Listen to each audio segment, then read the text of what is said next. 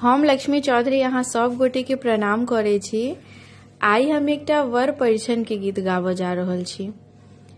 एहि गीत में संग दऽ रहल छथि हमर माताजी। वर परिछन के मांग अजय झा जी केने छलखिन हैं। अजय झा जी बहुत बहुत धन्यवाद जे अहाँ गीत के मांग केनहुँ, और उम्मीद करे छी जे आगा फेर से अहाँ डिमांड करब कि अहाँ के कोन तरह गीत चाही। और क्षमा चाहे छी कनि विलम्ब भेल। कोशिश कर रहल छी जे गीत नीक लागत ते गीत के लाइक शेयर करब और एहि चैनल के सब्सक्राइब करब। धन्यवाद। साजलिया डाला हाला पहिरथ पाग है, साजलिया डाला हाला पहिरथ पाग है, परिछन चलियो सुनैना रघुबर जमाई है, परिछन चलियो सुनैना रघुबर जमाई है, पियर पीताम्बर शोभे भाल के चनन है, पियर पीताम्बर शोभे भाल के चनन है, कान के कुंडल शोभे,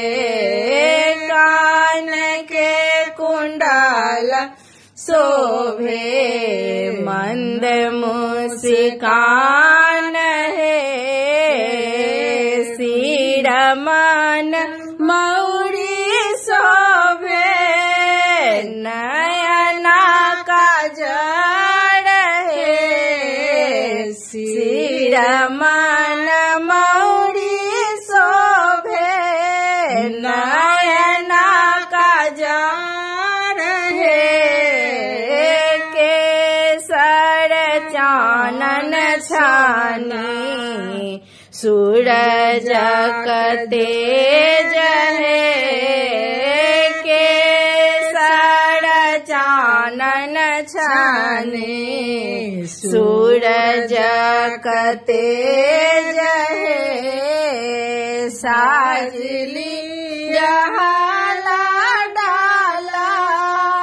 पहिरथ पाग है, साजलिया डाला हाला पहिरथ पाग है, परिछन चलियो सुनैना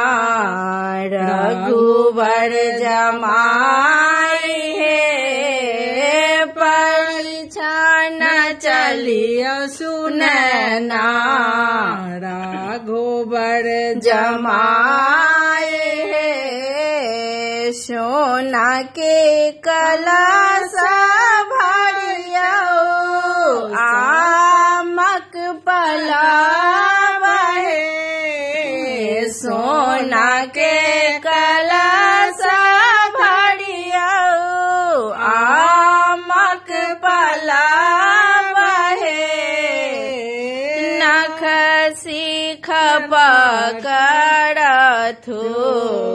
नख सीख पकड़थु, सड़ हो जे अपान है, नख सीख पकड़थु, सड़ हो जे अपान है, अरछी परछी राम के आंगिया आंगन है, अरछी परछी राम के आंगिया आंगन है, तीन भुवन बड़ा नहीं राम राम समान है तीना भुवन बारा नहीं राम समान है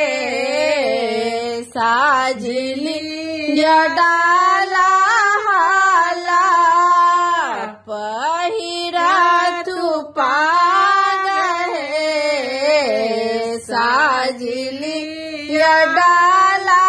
हाला पहिरा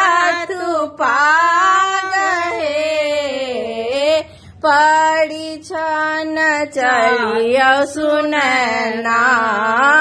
पड़ी छन चलियो सुनना रघुबर जमाई है पड़ी छन चलियो सुनना रघुबर जमाई